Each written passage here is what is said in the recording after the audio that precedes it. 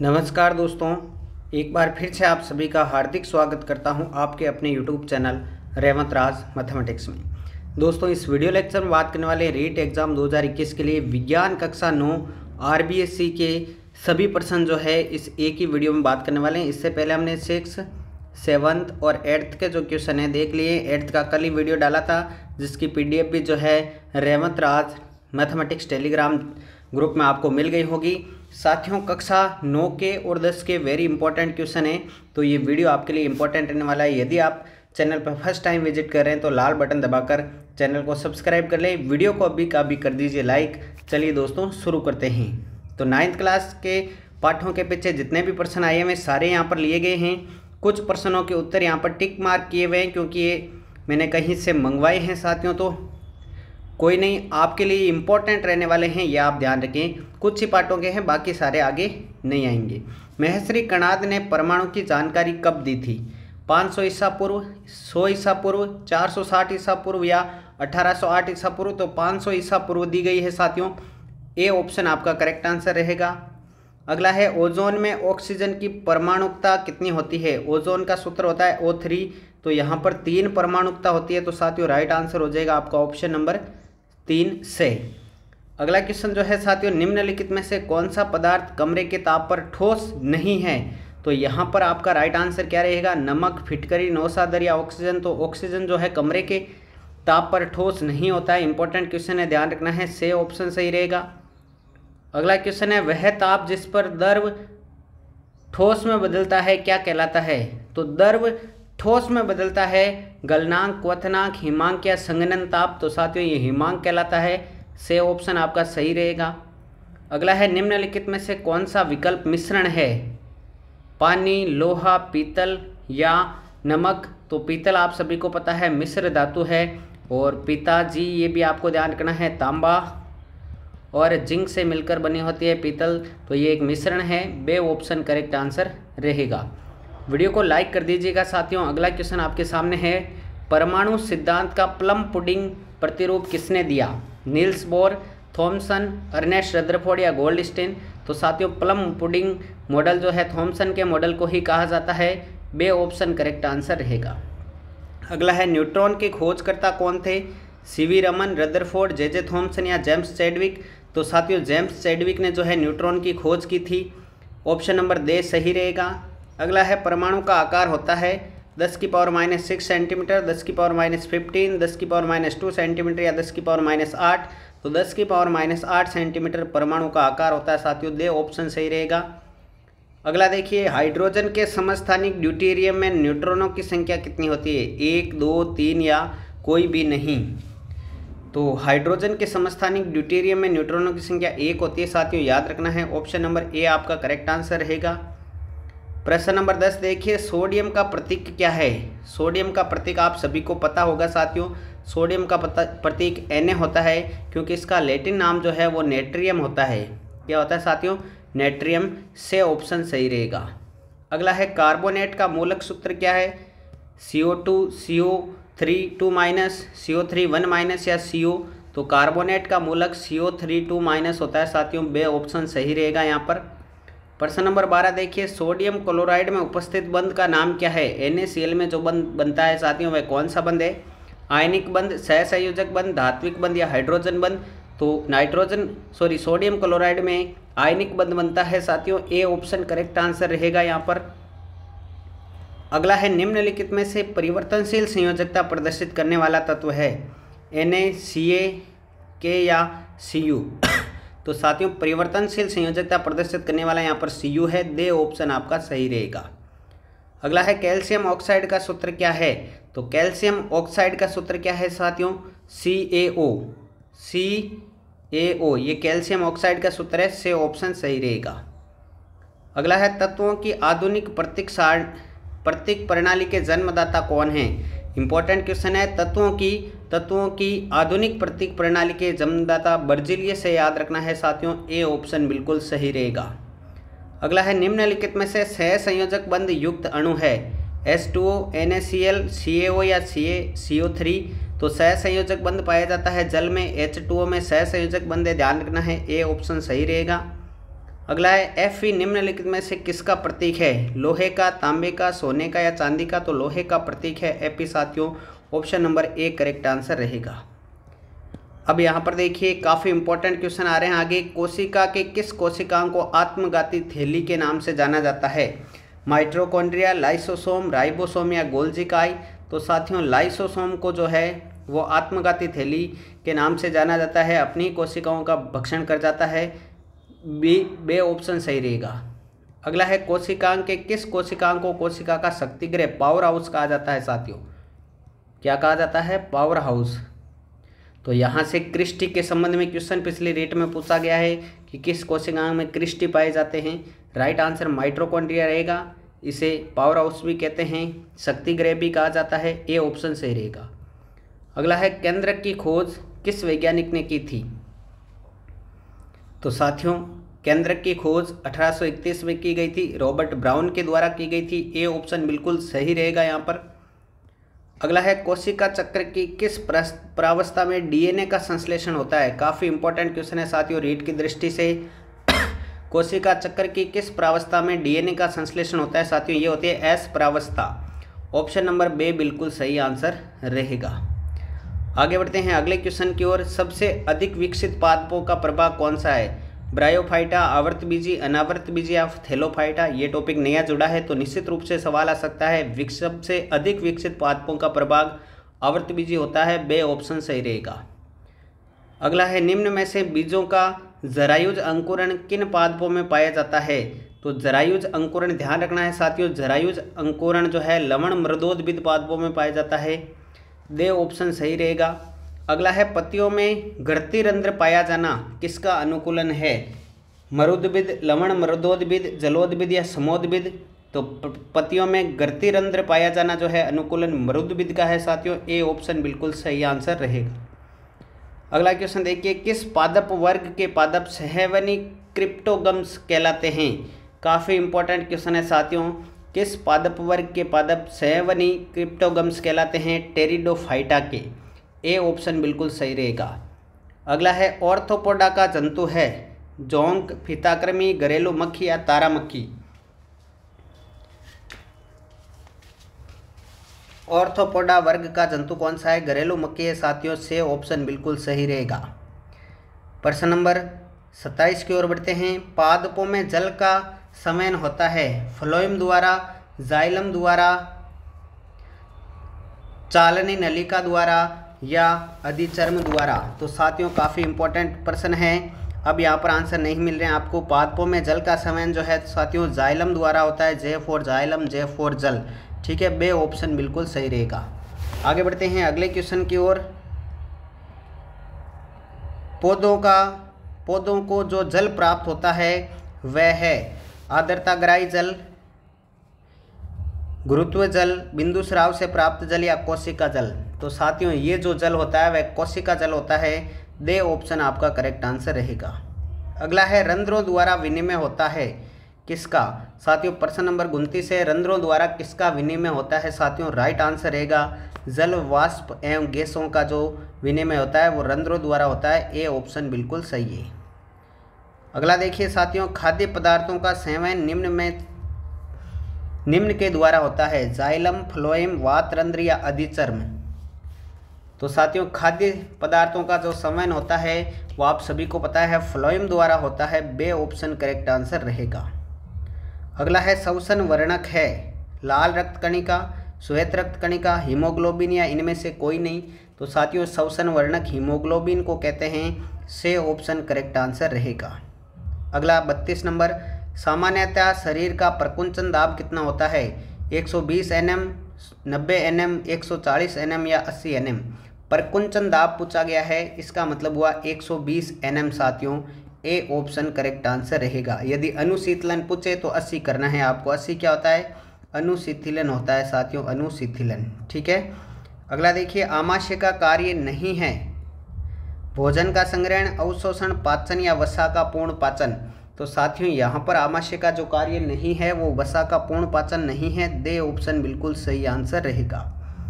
अगला है विखंडन का प्रमुख उदाहरण है स्पाइरोगाइरा, ब्रायोफिल्म, यीस्ट या अमीबा? विखंडन का प्रमुख उदाहरण साथियों बताना है, तो राइट आंसर रहेगा विखंडन का स्पाइरोगायरा में विखंडन होता है साथियों, ए ऑप्शन करेक्ट आंसर बनेगा। अगला है राइजोपस में जनन की प्रमुख विधि है द्विविखंडन, मुकुलन, बीजाणु जनन या बहुविखंडन। इंपॉर्टेंट प्रश्न है। राइजोपस में जो जनन की प्रमुख विधि होती है वो बीजाणु जनन होती है साथियों, ऑप्शन नंबर आपका से करेक्ट आंसर रहेगा।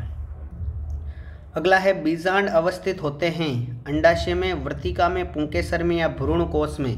तो साथियों बीजांड जो होते हैं वो अंडाशय में स्थित होते हैं, ए ऑप्शन आपका राइट आंसर रहेगा। प्रश्न नंबर 37 की ओर बढ़ते हैं साथियों। पादपों की उपापचयी क्रिया मुख्यतः आधारित है प्रोटीन पर, वसा पर, कार्बोहाइड्रेट या विटामिन पर। पादपों की उपापचय जो क्रिया होती है साथियों कार्बोहाइड्रेट पर निर्भर होती है, से ऑप्शन करेक्ट आंसर रहेगा। अगला है जल रंध्र पाए जाते हैं जड़ में, तने में, पत्ती में या फूल में। जो जड़ रंध्र होते हैं साथियों वो किस में पाए जाते हैं, पत्ती में पाए जाते हैं मित्रों। प्रश्न नंबर 38 का राइट आंसर से ऑप्शन रहेगा जल रंध्र पत्ती में। अगला देखिए, बिंदु स्राव देखा जा सकता है जब श्वसन अधिक होता है, अधिक अवशोषण एवं कम वाष्पोर्जन होता है, प्रकाश संश्लेषण अधिक होता है, विसरण अधिक होता है। तो साथियों यहाँ पर राइट आंसर रहेगा अधिक अवशोषण एवं कम वाष्पोर्जन होता है तब बिंदु स्राव देखा जाता है, बे ऑप्शन सही रहेगा। अगला है यूरियोटेलिक उत्सर्जन पाया जाता है। इंपॉर्टेंट प्रश्न है, 100% रेट में पूछा जा सकता है साथियों। यूरियोटेलिक उत्सर्जन किस में पाया जाता है, तो राइट आंसर रहेगा मानव व मेंढक। मानव यूरियोटेलिक है, ध्यान रखना है, दे ऑप्शन करेक्ट आंसर रहेगा। अगले क्वेश्चन की ओर बढ़ते हैं साथियों। अगला क्वेश्चन है निम्न में से अदिश राशि है। साथियों अगला क्वेश्चन आपके सामने आ चुका है। निम्न में से सदिश राशि पूछी गई है। सदिश राशि कौन सी है, कार्य, समय, द्रव्यमान या गुरुत्वीय बल। तो यहाँ पर सदिश राशि साथियों गुरुत्वीय बल रहेगी, दे ऑप्शन करेक्ट आंसर रहेगा। अगला है 4n व 3n के दो बल एक ही वस्तु पर आरोपित विपरीत दिशा में कार्यरत है तब बल का परिणामी मान कितना होगा साथियों, तो दोनों को घटा लेंगे, 1 न्यूटन रहेगा परिणामी मान साथियों, से ऑप्शन करेक्ट आंसर रहेगा। अगला है वेग में परिवर्तन की दर क्या होती है, बल, संवेग, त्वरण या विस्थापन। तो वेग में परिवर्तन की दर त्वरण होती है साथियों, ऑप्शन नंबर कौन सा हो जाएगा, से हो जाएगा साथियों करेक्ट आंसर। वीडियो को अभी तक लाइक नहीं किया तो लाइक ज़रूर कर दें। अगला है संवेग का मात्रक है न्यूटन मीटर, न्यूटन किलोग्राम प्रति मीटर, न्यूटन मीटर प्रति किलो सेकेंड या किलोग्राम मीटर प्रति सेकेंड। तो साथियों संवेग का जो मात्रक है वो क्या है, किलोग्राम मीटर प्रति सेकेंड। कौन सा साथियों, किलोग्राम मीटर प्रति सेकेंड, दे ऑप्शन करेक्ट आंसर रहेगा। बात समझ में आ गई। अगला क्वेश्चन देखिए साथियों, एक समान वेग से गतिमान वस्तु का वेग समय आरेख बनेगा। एक समान वेग से गतिमान वस्तु का वेग समय आरेख कौन सा बनेगा साथियों, से ऑप्शन वाला जो चित्र देख रहे हैं ये राइट आंसर रहेगा। अगला देखिए छठा क्वेश्चन 46 नंबर, वस्तु का संवेग निर्भर करता है वस्तु के द्रव्यमान पर, वस्तु के विस्थापन पर, विस्थापन में लगे समय पर या उपरोक्त सभी पर। संवेग निर्भर करता है साथियों, राइट आंसर क्या रहेगा, तो करेक्ट आंसर रहेगा उपरोक्त सभी साथियों, दे ऑप्शन करेक्ट आंसर रहेगा। अगला है बल F, द्रव्यमान M तथा त्वरण A संबंधित समीकरण है। तो साथियों ये गति का दूसरा नियम है, F बराबर ma, option number A correct answer हो जाएगा। अगला देखिए बल का मात्रक कौन सा है साथियों, बल का मात्रक पूछा गया है, 4 विकल्प आपके सामने हैं। बल का मात्रक होता है साथियों किलोग्राम मीटर प्रति सेकंड स्क्वायर, किलोग्राम मीटर प्रति सेकंड स्क्वायर साथियों, किलोग्राम मीटर प्रति सेकंड स्क्वायर, से ऑप्शन करेक्ट आंसर रहेगा। अगला है संवेग का मात्रक, तो ये पहले आ चुका है, किलोग्राम मीटर प्रति सेकंड, आपका दे ऑप्शन करेक्ट आंसर रहेगा। अगला है यदि कोई पिंड नियत वेग से सीधी रेखा में गतिमान है, यदि उस पर कोई बाह्य बल न लगे तो क्या होगा। तो साथियों बाह्य बल नहीं लगेगा तो क्या करेगा, नियत वेग से गतिमान रहेगा साथियों, बे ऑप्शन करेक्ट आंसर रहेगा। प्रश्न नंबर 51 देखिए, किसी वस्तु का जड़त्व निर्भर करता है वस्तु के गुरुत्व केंद्र पर, द्रव्यमान पर, गुरुत्वीय त्वरण पर या वस्तु के आकार पर। तो साथियों जड़त्व जो निर्भर करता है वो वस्तु के द्रव्यमान पर निर्भर करता है साथियों, ऑप्शन नंबर बे करेक्ट आंसर रहेगा 51 का। अगला क्वेश्चन देखिए 52 नंबर, 5 किलोग्राम का एक पिंड 10 मीटर प्रति सेकंड त्वरण से सरल रेखा में गतिमान है तो पिंड पर कार्यकारिणी बल कितना होगा? F बराबर ma का सूत्र लग जाएगा साथियों। राइट आंसर आएगा 50 न्यूटन। ऑप्शन नंबर ए बिल्कुल सही है। अगला देखिए, किसी वस्तु पर बल आरोपित होने पर उसकी गति बदल सकती है, गति की दिशा बदल सकती है, आकार बदल सकता है या उपरोक्त सभी? तो साथियों सभी बदल सकते हैं जब बल लगेगा, तो दे ऑप्शन सही आंसर रहेगा। अगला देखिए, 1 किलोग्राम द्रव्यमान की वस्तु का भार होगा तो साथियों 1 किलोग्राम वस्तु का भार जो होगा वो 9.8 न्यूटन होगा साथियों। से ऑप्शन करेक्ट आंसर रहेगा। अगला है, यदि वस्तु का द्रव्यमान m, वेग v तथा त्वरण a है तो संवेग को परिभाषित किया जा सकता है। तो साथियों P बराबर होता है P बराबर होता है mv। क्या होता है? P बराबर mv। B option correct answer रहेगा। अगला है, कोई वस्तु अपनी स्थिर या गति की अवस्था में परिवर्तन नहीं कर सकती, किसके कारण? तो साथियों जड़त्व के कारण नहीं कर सकती। दे ऑप्शन करेक्ट आंसर रहेगा प्रश्न नंबर 56 का। अगला है, यदि किसी सतह दी गई सतह पर बल दुगुना कर दिया जाए तो दाब होगा। तो साथियों दाब का जो सूत्र होता है, दाब बराबर बल बटा क्षेत्रफल। तो जब बल बढ़ाएंगे तो दाब भी बढ़ेगा, बल को दुगुना करें तो दाब दुगुना हो जाएगा साथियों। ऑप्शन नंबर से करेक्ट आंसर रहेगा प्रश्न नंबर 57 का। आगे बढ़ते हैं अगले क्वेश्चन की ओर। अगला क्वेश्चन आपकी स्क्रीन पर आ चुका है। न्यूटन का गुरुत्वाकर्षण नियम का सार्वत्रिक होता है क्योंकि? अब आपके सामने 4 विकल्प है साथियों, जल्दी से बता दीजिए। न्यूटन का गुरुत्वाकर्षण का नियम सार्वत्रिक होता है क्योंकि राइट आंसर रहेगा से ऑप्शन। यह सभी द्रव्यमान पर सभी दूरियों पर लागू होता है तथा माध्यम से प्रभावित नहीं होता। से ऑप्शन करेक्ट आंसर रहेगा। अगला क्वेश्चन, वस्तु की वर्ताकार गति के लिए आवश्यक बल कौन सा है साथियों? वर्ताकार गति के लिए आवश्यक बल कौन सा है साथियों? यहाँ पर राइट आंसर क्या रहेगा? जल्दी से कमेंट बॉक्स में कमेंट कर दीजिए। राइट आंसर रहेगा गुरुत्वाकर्षण बल। Option number A correct answer है। अगला देखिए, गुरुत्वाकर्षण के सार्वत्रिक नियतांक जी का मान किस पर निर्भर करता है? तो साथियों सार्वत्रिक नियतांक जी का मान किसी पर निर्भर नहीं करता है। दे ऑप्शन करेक्ट आंसर रहेगा। अगला है, पृथ्वी सतह पर किसी व्यक्ति का भार 60 न्यूटन है तो चंद्रमा की सतह पर व्यक्ति का भार कितना होगा साथियों? पृथ्वी सतह पर किसी व्यक्ति का भार 60 न्यूटन है तो चंद्रमा की सतह पर कितना हो जाएगा? 10 न्यूटन हो जाएगा, 1/6 हो जाएगा। दे ऑप्शन करेक्ट आंसर रहेगा। अगला है, m द्रव्यमान के किसी पिंड को गहरी खान के तल पर ले जाया जाता है तब क्या होता है साथियों? जल्दी से कमेंट करके बता दीजिए राइट आंसर क्या रहेगा इसका। m द्रव्यमान के किसी पिंड को गहरी खान के तल पर ले जाया जाता है तब क्या होता है साथियों? उसका भार घटता है। ऑप्शन नंबर से करेक्ट आंसर रहेगा। अगला देखिए साथियों, दो द्रव्यमानों के बीच की दूरी दुगुनी करने पर द्रव्यमानों के बीच का गुरुत्वाकर्षण बल हो जाएगा अपरिवर्तित रहेगा, चौथाई हो जाएगा, आधा रह जाएगा या दुगुना? तो साथियों यहाँ पर क्या पूछा गया आपसे, किसको दुगुना कर रहे हैं? दूरी दुगुनी करने पर द्रव्यमानों के बीच जो है वह आपका हो जाएगा चौथाई हो जाएगा। ऑप्शन नंबर बे करेक्ट आंसर हो जाएगा क्योंकि r² होता है नीचे तो ये हो जाएगा चौथाई। अगला देखिए साथियों, वह तरंग जिसमें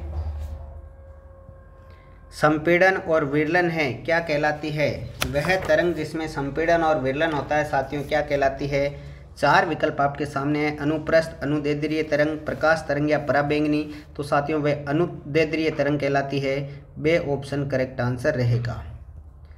अगला क्वेश्चन देखिए, तरंग के वेग v, तरंगदैर्ध्य लैम्डा तथा आवर्ती न्यू के बीच संबंध है। तो साथियों संबंध का राइट आंसर हो जाएगा option number A correct answer रहेगा साथियों ए। क्या हो जाएगा? वेग बराबर तरंगदैर्ध्य इनटू आवर्ती। ठीक है साथियों। अगला देखिए, अनुदैर्ध्य तरंग उत्पन्न की जा सकती है। 4 विकल्प आपके सामने हैं, ठोस व गैस में, ठोस व द्रव में, गैस व द्रव में या ठोस द्रव व गैस तीनों में अनुदैर्ध्य तरंगें उत्पन्न की जा सकती है साथियों ठोस और द्रव में। राइट आंसर रहेगा आपका ऑप्शन नंबर बे। अगला प्रश्न देखिए, अनुदैर्ध्य तरंग के माध्यम के कणों का कंपन किस दिशा में होता है? अनुदैर्ध्य तरंग में माध्यम के कणों का कंपन तरंग की दिशा में होता है साथियों। ऑप्शन नंबर आपका ए करेक्ट आंसर रहेगा। अगला देखिए, ध्वनि की चाल अधिकतम होती है वायु में, ठोसों में, जल में या जल व ठोसों दोनों में। तो साथियों ध्वनि की अधिकतम चाल जो होती है वह ठोसों में होती है। बे ऑप्शन आपका करेक्ट आंसर बनेगा। अगला है, घड़ी की सुइयों में घंटे वाली सुई का आवर्तकाल कितना होता है। घंटे वाली जो सुई होती है साथियों उसका आवर्तकाल कितना होता है, 12 घंटे का। कितना होता है, 12 घंटे का। ऑप्शन नंबर से बिल्कुल सही आंसर।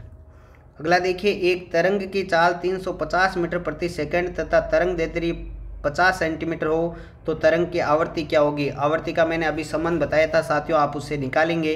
राइट आंसर आएगा 700 हर्ट्ज। ऑप्शन नंबर बे करेक्ट आंसर बनेगा। अगला है, प्रति सेकंड समय में पूर्ण किए गए दोलनों की संख्या को क्या कहते हैं। प्रति सेकंड समय में पूर्ण किए गए दोलनों की संख्या को क्या कहते हैं साथियों, आवृत्ति कहा जाता है। दे ऑप्शन करेक्ट आंसर रहेगा। अगला क्वेश्चन देखिए, कंपन करती हुई एक वस्तु का आवर्तकाल 0.02 सेकंड है। वस्तु के कंपन की आवृत्ति कितनी होगी साथियों। आवृत्ति कितनी हो जाएगी, 1 आवर्तकाल आवृत्ति होती है तो 1/0.02 करेंगे तो ऊपर 100 आ जाएंगे, कट करके 50 हो जाएंगे। 50 हर्ट्ज राइट आंसर आएगा साथियों, सी ऑप्शन। अगला देखिए, सेकंड घड़ी में सेकंड वाली सुई का आवर्तकाल कितना होता है। प्रश्न नंबर 10 आपके सामने है साथियों। राइट आंसर क्या रहेगा इसका, सेकंड वाली सुई का जो है 1 मिनट। राइट आंसर रहेगा साथियों आपका ऑप्शन नंबर 1 करेक्ट आंसर रहेगा। अगला देखिए, सर्वव्यता सीमा होती है। सर्वव्यता सीमा कितनी होती है साथियों, आपके सामने ऑप्शन रखे गए हैं। सर्वव्यता सीमा कितनी होती है, 20 हर्ट्ज से 20,000 हर्ट्ज तक सर्वव्यता सीमा होती है। बे ऑप्शन करेक्ट आंसर बनेगा। अगला क्वेश्चन देखिए साथियों, आपके सामने आ रहा है, प्रतिध्वनि सुनने के लिए हमारे कान तक ध्वनि कम से कम कितने समय बाद पहुंचनी चाहिए। वेरी इंपॉर्टेंट क्वेश्चन है साथियों। प्रतिध्वनि सुनने के लिए कम से कम कितने पहुंचने चाहिए, 0.1 सेकंड। राइट आंसर क्या रहेगा, 0.1 सेकंड। ए ऑप्शन करेक्ट आंसर रहेगा। अगला है, अल्ट्रासोनोग्राफी में प्रयुक्त तरंगों की आवृत्ति कितनी होती है। अल्ट्रासोनोग्राफी में प्रयुक्त तरंगों की आवृत्ति पूछी गई है साथियों, कितनी होती है, 20,000 हर्ट्ज से अधिक। कितनी होती है, 20,000 हर्ट्ज से अधिक। दे ऑप्शन करेक्ट आंसर बनेगा। अगला देखिए साथियों, आयाम का मात्रक कितना क्या होता है। आयाम का मात्रक पूछा गया है साथियों आपसे, जल्दी से बता दीजिए आयाम का मात्रक क्या होता है। प्रश्न नंबर 78 आपके सामने आ चुका है साथियों, जल्दी से बता दीजिए। आयाम का मात्रक मीटर होता है साथियों, क्या होता है, metre. A option correct answer रहेगा। अगला देखिए, ध्वनि की निर्वात में चाल होती है साथियों, जल्दी से आंसर कर दीजिए। ध्वनि की निर्वात में चाल कितनी होती है, 3 × 10⁸ मीटर प्रति सेकंड, 330 मीटर प्रति सेकंड। ध्वनि निर्वात में नहीं चल सकती है, इनमें से कोई नहीं। तो ध्वनि जो है साथियों निर्वात में नहीं चल सकती है। ऑप्शन नंबर से करेक्ट आंसर बनेगा। आगे बढ़ते हैं, जिन पिंडों में अपना स्वयं का प्रकाश एवं ऊष्मा होती है उन्हें किस नाम से जाना जाता है साथियों। आपके सामने विकल्प रखे गए हैं। जिन पिंडों में स्वयं का प्रकाश एवं ऊष्मा होती है उन्हें किस नाम से जाना जाता है साथियों, उन्हें तारे कहा जाता है। Option number A correct answer रहेगा। अगला है, सौर मंडल में चंद्रमा को किस श्रेणी में रखा गया है साथियों। सौर मंडल में चंद्रमा को किस श्रेणी में रखा गया है, तो चंद्रमा पृथ्वी का क्या है साथियों, उपग्रह है। से ऑप्शन करेक्ट आंसर रहेगा। अगला है, भारतीय पंचांग अनुसार नक्षत्रों की संख्या कितनी बताई गई है। भारतीय पंचांग अनुसार नक्षत्रों की संख्या साथियों कितनी होती है, 27 नक्षत्र माने गए हैं। बे ऑप्शन करेक्ट आंसर रहेगा। अगला है, भारतीय पंचांग के अनुसार राशियों की संख्या कितनी बताई गई है साथियों, ये तो सभी का राइट आंसर आना चाहिए। जो राशियां होती है साथियों कितनी होती है, 12 होती है। ऑप्शन नंबर से करेक्ट आंसर रहेगा। अगला क्वेश्चन 84 नंबर, हमारे सौर मंडल का सबसे बड़ा पिंड कौन सा है साथियों। हमारे सौर मंडल का सबसे बड़ा पिंड कौन सा है साथियों, राइट आंसर क्या रहेगा, 4 विकल्प है। तो सूर्य जो है सौर मंडल का सबसे बड़ा पिंड है। बे ऑप्शन सही आंसर रहेगा। अगला है, हमारे सौर मंडल का सबसे बड़ा ग्रह कौन सा है साथियों। सौर मंडल का सबसे बड़ा ग्रह बृहस्पति, शनि, अरुण या वरुण। तो सौर मंडल का सबसे बड़ा ग्रह साथियों बृहस्पति है। ए ऑप्शन करेक्ट आंसर रहेगा। अगला देखिए, अधिक मास कितने वर्ष के अंतराल के बाद आता है? 1, 2, 3 या 4? तो बताइए साथियों, अधिक मास जो है कितने वर्ष बाद आता है? तो साथियों ये 2 वर्ष के बाद आता है। दूसरा ऑप्शन यानी बे ऑप्शन करेक्ट आंसर रहेगा। अगला देखिए, अगला सवाल, दक्षिणायन के प्रारंभ में सूर्य की स्थिति किस राशि पर होती है? दक्षिणायन के प्रारंभ में सूर्य की जो स्थिति है वह किस राशि पर होती है साथियों? कर्क, सिंह, मकर या कुंभ। 4 विकल्प है, तो साथियों ये रहती है कर्क राशि पर। ऑप्शन नंबर ए बिल्कुल सही आंसर रहेगा। वीडियो को लाइक नहीं किया तो लाइक कर दीजिए। पीडीएफ वहीं आपको रेवंत राज मैथमेटिक्स टेलीग्राम ग्रुप पर मिलेगी। अगला क्वेश्चन आपके सामने, निम्न में से वायु प्रदूषक नहीं है?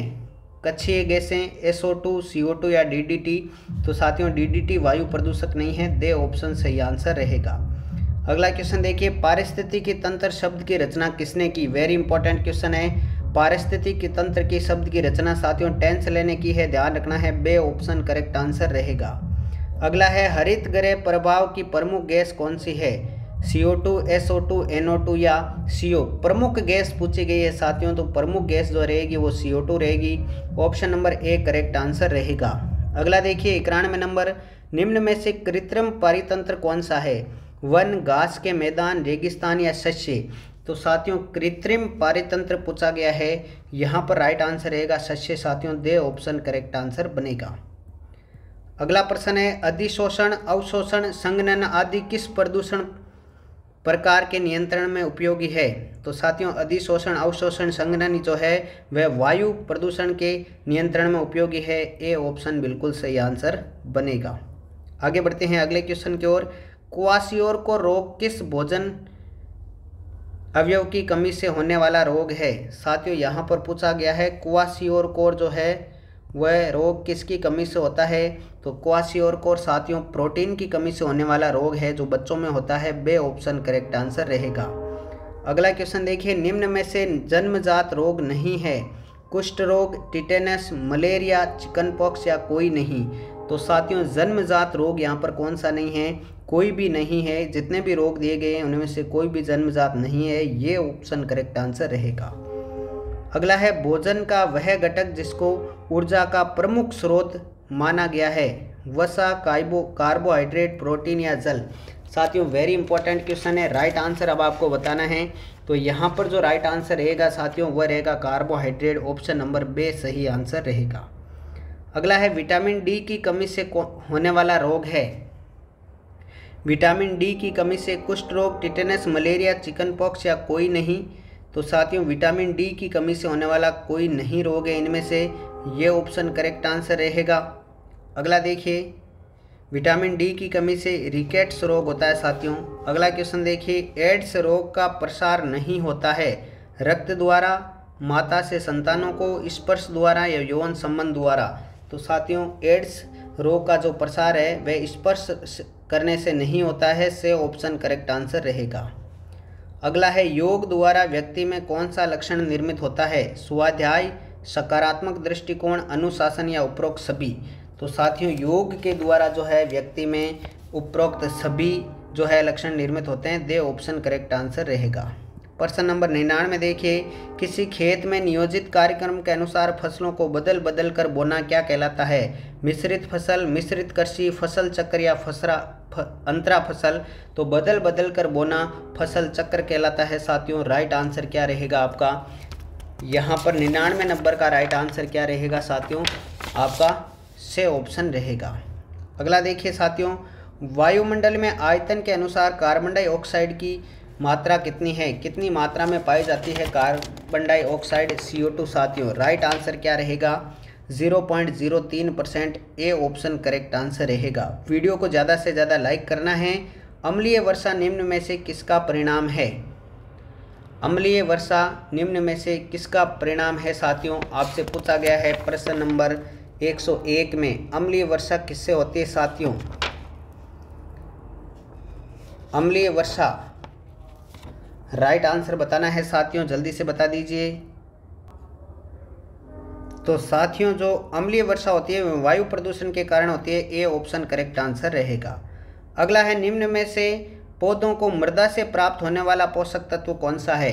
मृदा से प्राप्त होने वाला पोषक तत्व कौन सा है साथियों, राइट आंसर क्या रहेगा आपका, नाइट्रोजन जो है मृदा से प्राप्त होता है, दे ऑप्शन राइट आंसर रहेगा। अगला है निम्न में से खरीफ की फसल कौन सी है, सोयाबीन, गेहूँ, चना या मटर। तो साथियों राइट आंसर क्या रहेगा, सोयाबीन जो है खरीफ की फसल है, बाकी सारी रबी की है, ए ऑप्शन करेक्ट आंसर रहेगा। तो साथियों ये थे 9th क्लास के कुल 103 क्वेश्चन देख लिए हैं। 9th का एक और वीडियो आएगा लेकिन वो 10th क्लास के वीडियो के बाद आएगा। 10th क्लास में जो है हम सारे के सारे जो बुक के पीछे आए हैं वो महत्वपूर्ण प्रश्न प्लस इसके अलावा अन्य महत्वपूर्ण प्रश्न यानी 250 से 300 प्रश्न आपको मिलने वाले हैं। इस की पीडीएफ आपको रेवंत राज मैथमेटिक्स टेलीग्राम ग्रुप पर मिलेगी, वहाँ ज्वाइन कर लीजिए। वीडियो कैसा जरूर लगा बताइएगा और 10th क्लास का भी वीडियो हमें लेकर आना चाहिए या नहीं ये भी बता दीजिएगा। चैनल पर नए हैं तो सब्सक्राइब कर लीजिए। रीट के लिए ये चैनल है और रीट से संबंधित हर एक दिन मॉडल पेपर अपलोड होता है। साथियों मिलते हैं अगले मॉडल पेपर में, तब तक के लिए जय हिंद जय भारत, थैंक यू।